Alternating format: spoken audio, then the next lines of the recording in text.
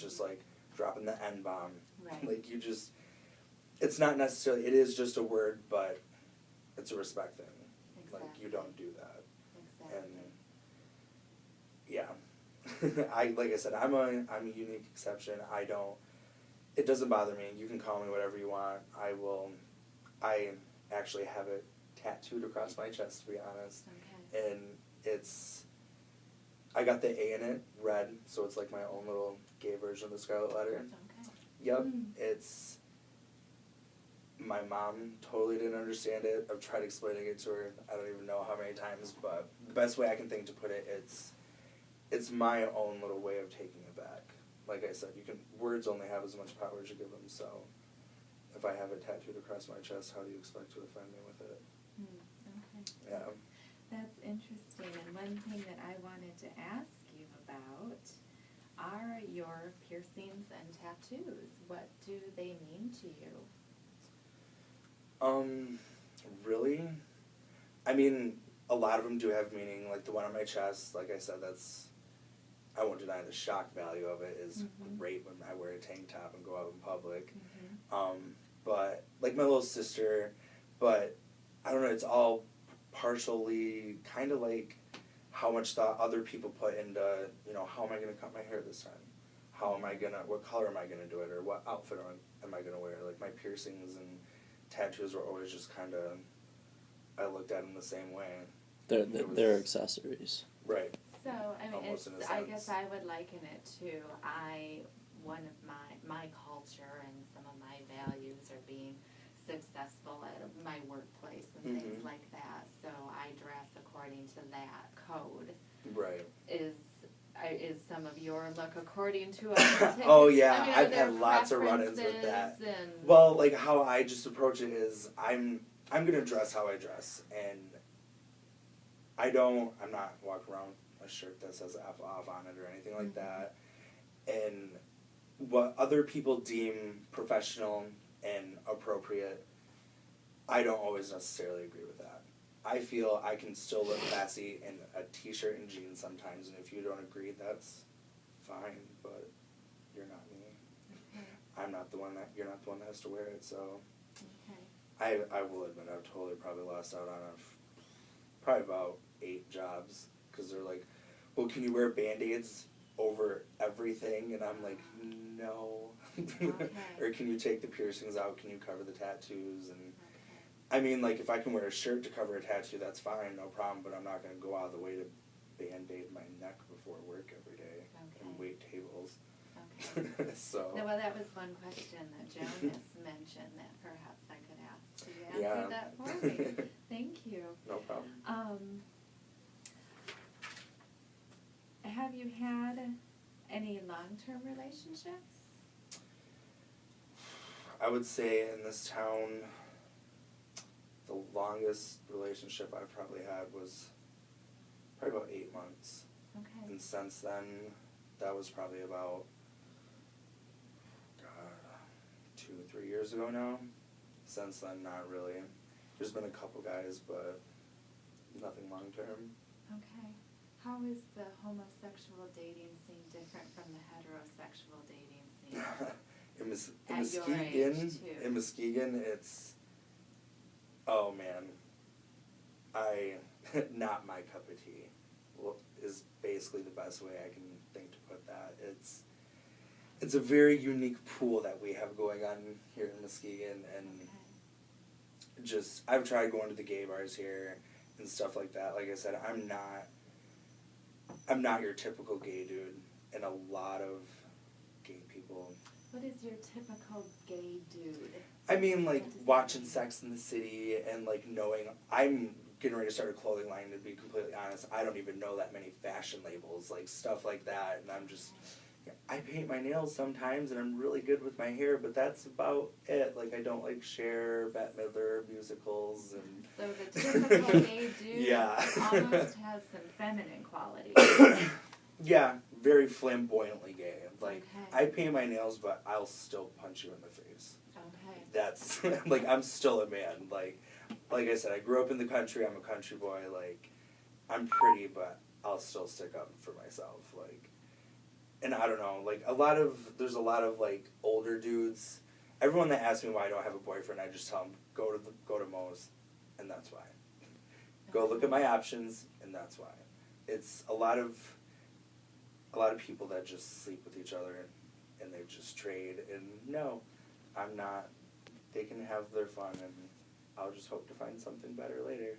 Okay. I have a lot more that I need to focus on right now from my long-term goals and finding someone else I need to make happy too. Okay. I mean, if I happy to, awesome, but I'm just not too worried about it at this point in time either, really. Okay. Yeah. I have another question. Have you heard of the term white privilege? Yes. Okay. What does that mean to you? I don't know. I don't even, it's just one of those things that you just know and you just don't really talk about. Like, I don't know.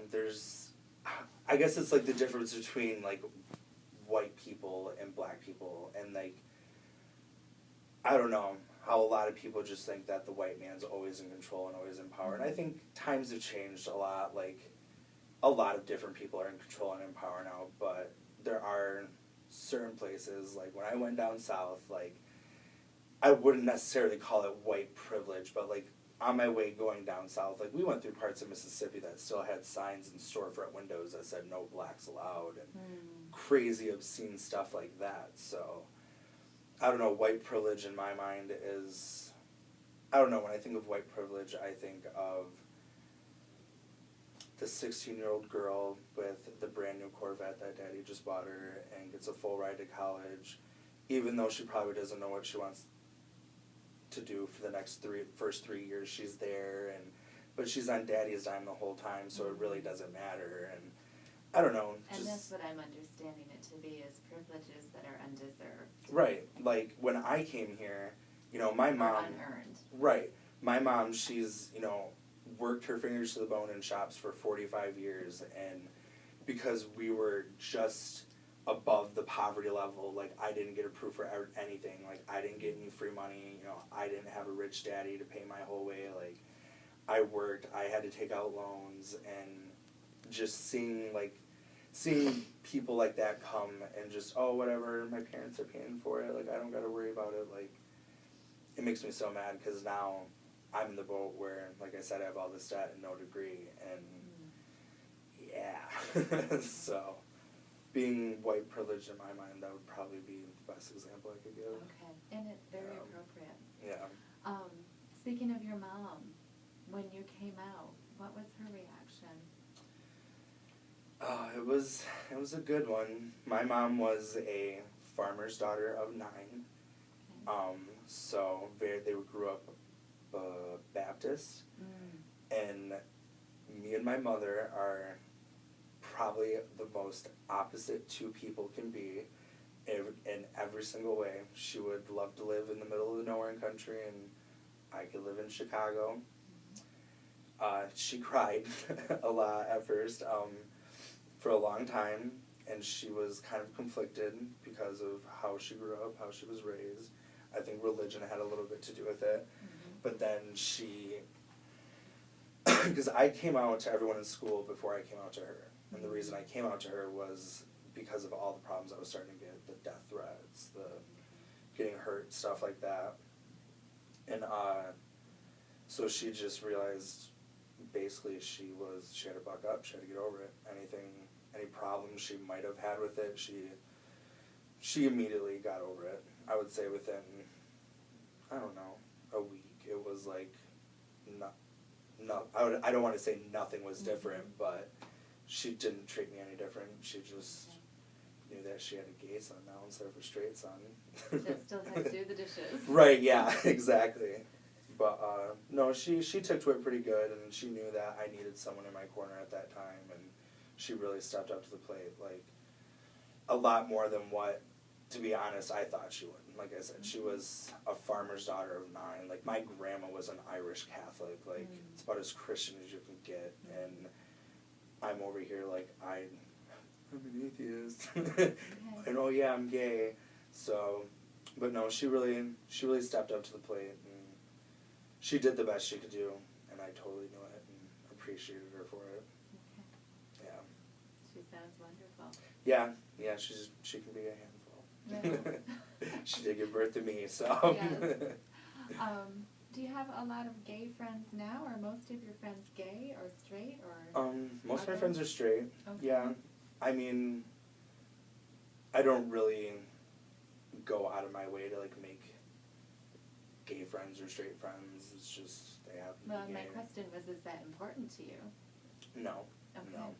I wouldn't like one thing that actually used to bother me a lot when I was a kid. All my friends, like, they would try and be, like, really cool with me being gay, so, like, everywhere they brought me, hey, this is Justin, my gay friend, every single place we went, and I never said anything, like, I knew they were just trying to be really cool with it, make other people really cool with it, but it's not, me being gay is so probably one of the most least interesting things about me, so. It's one piece of you. Right, I don't want to be labeled just as a gay dude, Okay. as I have faggot tattooed across my chest. I'm such a hypocrite. What other labels would you give yourself? Because we've only talked about this one. And I'm sorry I didn't ask. Oh no, that's fine. What other labels would I give myself? Mm-hmm. Well, I don't know. Blunt, honest, very opinionated, outgoing, very blunt, kind of an asshole sometimes. I can be quite the asshole sometimes. Yeah. I don't really know. Besides that, really. Okay. So it's really more you describe and identify yourself by your characteristics and your personality traits rather than things like cultural heritage or racial Right. indices Yeah. or sexual Yeah, like, I'm half Mexican and orientation. I'm the worst Mexican you will ever meet in your life. Like, Why- I can't why do even you say eat that? salsa flavored Doritos because I think they're hot. Like, I don't know any Spanish. The only thing I do good is tan well, but other than that, I'm the worst Mexican you'll ever meet. Who I am, it's all about, I don't know, I guess, the long, crazy journey that I've made it in 27 years so far, 26 years so far. And I've made it a very interesting one. So, like I said, me being gay or me being Mexican, me being white, those are so minuscule things of me and the things that I've done and been through and seen so far. Okay. Yeah. Well, I'm out of questions. It's been enjoyable and helpful, Great. too. Good. Is there anything that I should have asked or anything you want to share with me or my class as far as people who are just trying to be more sensitive and aware? I guess, I don't know, it's kind of cliche, but just how would you want to be talked to? Put yourself in that person's situation. Like, there's nothing wrong with addressing someone that's being a complete asshole. I'll be the first one to do it and call someone out, but don't just disrespect someone and hate someone because they're black, because they're gay. Especially, like, the whole sexuality thing. Like, what I do in my bed, unless you're in it, is none of your business. I'm a grown man. Mind your own business. That's as far as that really needs to go. It's 2014. If you don't like it, don't do it. I'm not going to come to your house at night. Don't worry about it. Like, yeah, people are just, be a little more sensitive. It's getting a little cold out there these days. People need to get more hippie friends. It's good for you. Be more sensitive. Just be more sensitive all around. People have it hard enough as it is. The last thing I really needed, while I had all that going on, I had a bunch else going on, was everyone giving me shit for being gay. Because at the same time, I had my father die, I had my aunt die, I had my cousin die, like, horrible things, and the only thing people could focus on was me being gay. So, if that's really what you're worried about, what does that say about you? That's very insightful. I try to be. Well, thank you No again problem, for thank your you. time. And now we're going to go out to dinner. Okay. Thanks